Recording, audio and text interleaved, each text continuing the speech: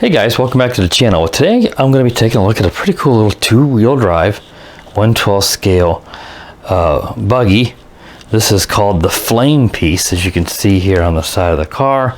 It also shows it on the box, which I'll show you guys, because the box actually has some pretty good information. It's quite large, so it's going to be difficult to get it all into my camera here, but you can see the name is Flame Piece.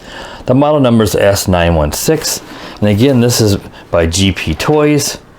Though this is, I'm pretty sure, a rebranded Zenlahong 9116, I believe is the model number on that one. It's just a two-wheel drive, rear-wheel drive. It does mention on here that you could put a GoPro on the top, which you certainly could. Where was that? I think it was right up in here. Because you certainly could mount a GoPro on this Flame Piece. It does have metal differential. It mentions here on the side. It does independent suspension, though. They are just friction spring shocks. Here's your metal, drive joints there. And it does mention it also has sealed ball bearings, which is also really nice. It mentions that over here on the technical data. Actually, it's on, let's see, right here. That's the technical data on the one side, and over here you see sealed ball bearings, which is always a nice thing for me on these, because years ago you didn't get ball bearings at all in a lot of the kit cars, especially the Tamiya ones. But this is a pretty nice, because I've had the Zenlahong 9116 before, and these are fun little cars and they're quick. It also says here that it's rated at 26 miles per hour. Now this is sold on Amazon, so that's probably why they use the Imperial system here, because you almost always just see the metric in kilometers per hour. They actually do put miles per hour on this. 26, that's pretty quick actually for a 390 brushed motor like this has. But it does use like a 3-cell lithium ion pack. It says right here this lithium ion, 800 milliamp hour, but it's at 9.6 volts. And I can clearly see there's 3 cells. I've never seen that rating or that voltage on a lithium ion pack. They're usually going to be just about like lipos, so that's some sort of nominal voltage type. A 3-cell would be like what, 11.1 is what they usually will put on the lipo packs and the lithium ions. So regardless, this ought to move pretty good on this 3-cell pack, and that may be why it gets 26. It's rated at 26 miles per hour. It uses a very bizarre Molex looking, I don't know, these ones you'd see like inside of a computer. It's going to be a positive negative for each of these 3 cells. That's why there's 6 pins in there, 6 connections. So that's how it's powering it. And here is a charger. At least it's a wall charger, not USB. And here's that big funky, connector. Unfortunately, you're going to be stuck with charging this car using this setup unless you switch the connectors. You could possibly do that with all these wires, though. It would be a lot of splicing, so you're probably stuck with this stock power system. But this light here will go, I think it goes green when it's finished. It'll let you know when it's done. At least it charges off the wall, so that helps it be able to charge faster than if it were USB. You also do get a few spare parts and tools. You get a Phillips screwdriver here. You get a wheel wrench, but it is plastic, and a few extra gears, I guess, in case you strip something in there. I guess it could be to change gearing ratios. I don't know if this is a different size than the one in there. It's probably just a spare. And a few extra body pins. Now, I got a couple body pins laying here because I've got them off the front, so I can show you guys underneath the car here very easily. And let's go ahead and take a look at the car. This is a hard shell. It's not just a Lexan type plastic. It's a hard top. You can see the driver inside of there. Really sharp looking car. Again, there's the differential. If I hold one wheel down and spin it, it's differential. But it's pretty tight differential. That's why whenever I'm turning the wheels, the other side's going with it rather than going the opposite direction, which you usually will see, when you test the differential out. But there's nothing on the front, but as you can see, they spin nice, which means there's a ball bearing up in there. For the front, there's your independent suspension, but again, these are just red springs on, these are friction shocks. First thing I would recommend to do is replace these with some cheap oil-filled shocks, because these Zinlahongs tend to, this is just a Zinlahong rebrand, I'm pretty sure. And they're really, look how bouncy that is. It's just gonna bounce all over the place, and it's too bouncy. It's got too much bounce to it on the stock friction shock. So I highly recommend upgrading this to oil-filled shocks on it. But we can see in here, there is, this actually, let's see, it looks to me though, that is actually some upgrades they might be mentioning, because this is actually plastic, the dog bone here. And though the cups in here are metal inside there, but this is actually a composite plastic dog bones in there. And if you open up the top here, which like I said, I already have it undone. Let me try to keep it in view for you guys. This is where you got your 390 brush motor in here, and you just pull these things out, these little tabs, and then you can, it's kind of hard to get this open, so I may not have success, but this is where your battery goes. So you pull this thing, this opens up from the side, and you put your battery in there. It takes a little work. I had a little trouble just getting it open, even once I unlocked these. But you just put your battery in there, and then you're ready to power it on. And away you go on this. It's all enclosed nicely, so you can't even see the steering servo or the ESC and receiver. It's all enclosed in there, but that's good. It helps protect it, keep it less dirty. It's not going to be waterproof though, but yeah, and it's a nice little buggy from what I can tell, So the instruction manual is actually really nice. You don't always see them this nice when they come from China, but with this being sold on Amazon, they usually I don't know if Amazon requires it, but you almost always will see better instruction manuals on the Amazon sold RC compared to the stuff coming straight out of China. You got your exploded view in here to show how to put it back together and do any repairs here. So that is also helpful. And let's go over the controller really quick, and then we'll go on out and do the driver view. The controller is very, very, very light and very basic. Here's your on and off switch. You just got your, your typical steering and throttle here.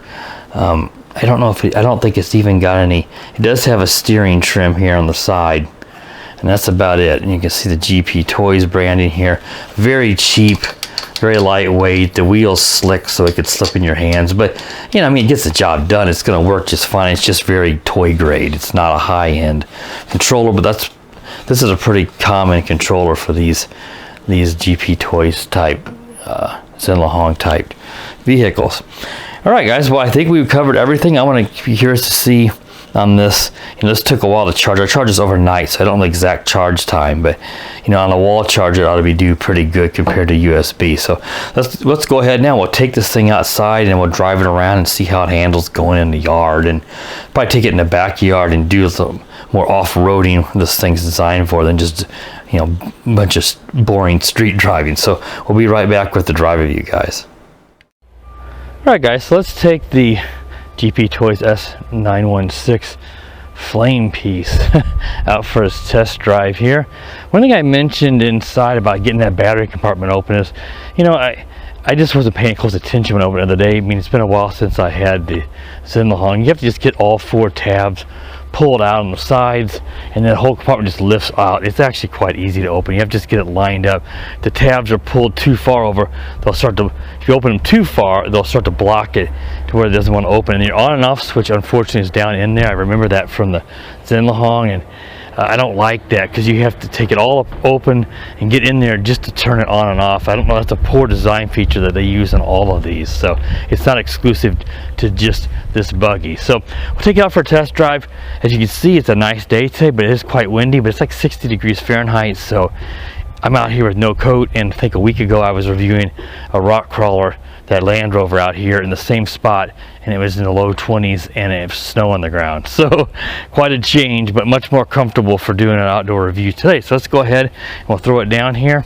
See, I already have it bound up, and we'll drive it around here in the grass and rocks and see how it does. It's been a while since I reviewed the Zinlahong like 2 years ago, and again, I think that's the same buggy as this, but different body style. I don't remember if that one had You know, I can't remember the battery in the Zenlahong. I'd have to go look. I know David will set me straight on that, because David over at Perth West has several of these type, and I just don't remember having that 3 type cell lithium ion. That's a really strange voltage rating on a lithium ion pack. Yeah, it moves along good though, and I mean it has nice steering. And of course, this is fully proportional steering and throttle, so you can go slow and then give it a little more gas. And it steers good too. Moves along pretty good, but it's just rear-wheel drive, so it may not move through the grass here quite as good as a four-wheel drive. But it's going to probably be a little bit quicker because it's only got to turn 2 wheels compared to if it were turning 4. So four-wheel drive probably wouldn't be quite as quick. This is rated at 26 miles an hour. Right over my pool cover there. That's a good place to peel out. Being rear-wheel drive, it's been really good for peeling up. I got a little water there kicked up, make it nice and slick. Nice. So yeah, that's one nice thing about the rear-wheel drive is you're going to be able to do a lot more donuts and peeling out, almost like drift. Or four-wheel drive ones, you know, they have to lose traction in the front before you have any chance of doing a peel out or a donut.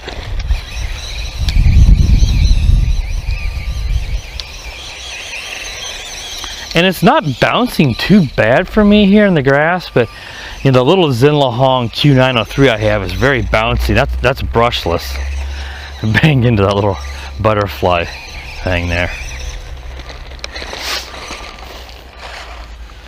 But I know on the Q903, which is, you know, a same type of design but smaller. It's only 1/16 scale. That is a brushless buggy. You can really see it bounce up and down as it's going down the road, and this is going to do that too. So again, as I mentioned in the table review, I would recommend upgrading the shocks to oil filled, and that's not going to cost you very much money.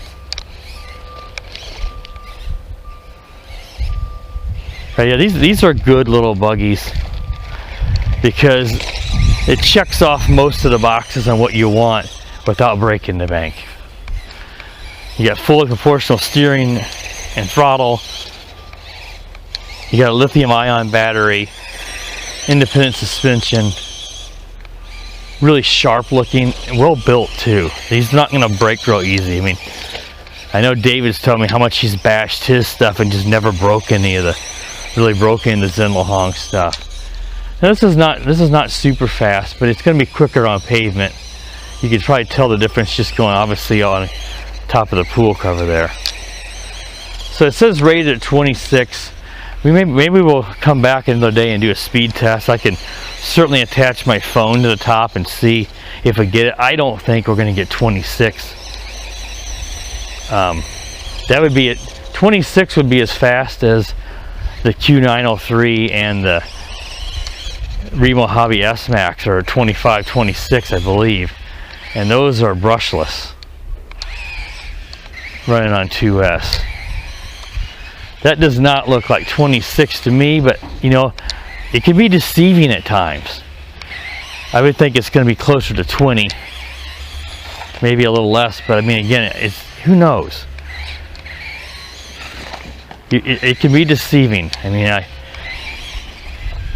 usually, but as long as I've been doing this, you get an idea, you know, a ballpark figure on the speeds. And it doesn't look like it's going that quick, and they always exaggerate. But 26 is kind of an odd number to throw out. Why not 25? So maybe they actually did get that, you know, on a. Maybe it does do that. I mean, I don't know. It just doesn't quite look like it to me. But it's not slow, that's for sure. This would be a nice present if you're a parent looking. You know, if you're an adult, you're not interested in it. Well, it might make a good gift for, you know, a 14, 15-year-old, someone who's just getting into RC.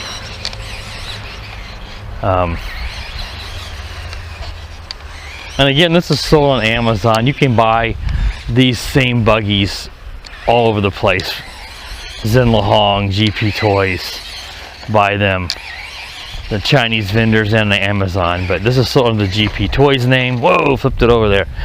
And you can buy these all over the place. I like the hard top on it though. It's sharp, and I mean, it looks great, and it really does handle well too. But yeah, you can buy these all over the place. I don't know the price. I'll include a purchase link to Amazon for this. You generally are going to pay a little more on Amazon, but you're paying for that, you know, the convenience factor, the quick shipping, the excellent customer service. If there's a problem with yours for some odd reason, which I don't expect there would be, you're going to be able to return it with no issues, obviously. But if you're really looking at, you know, pinch the penny and try to get the cheapest you can find the Zenlahong versions of this. The 916, I think, is the model number. And you can get those, you know, Banggood, places like that for pretty cheap. I think, I hate to guess, but I want to think that you can get the 916 somewhere in that sub $50 range, I think. And I don't know what this one, I don't know what this one sells for. I was asked to review this for an Amazon seller, so I don't know offhand what this sells for. I think it's going to be under $100, that's for sure, but I don't know if it was 70, 80, I don't know. It could be a lot less. I don't think it's going to be any more than that. You know, I'll include a purchase link to it. But yeah, this works really well. Not super fast through the grass. Again, it's two-wheel drive, so that's to be expected. It's got good power. Looks like we may have gotten caught up on the rocks here. Got caught up on top of these big rocks, which means all the wheels are off the ground. And yeah, they're well built. That's some really thick grass there. Wasn't planning on mowing again, especially with that snow, but thinking now, geez, almost need to mow. Trim this grass up one last time. Yeah, I have no issues with this buggy. I didn't expect I would, because